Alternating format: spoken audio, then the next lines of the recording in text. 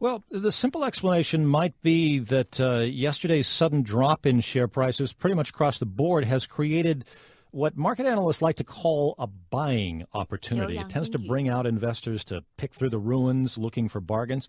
Decision by investors that sellers got a little carried away with things.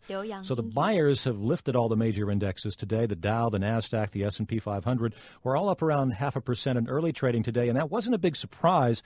The sell-off continued somewhat overseas. European markets remained fairly weak, along with many of the Asian markets. But you'll remember that all this started with a big plunge of around 9% on the stock market in Shanghai, while Chinese stocks rebounded by around 4%.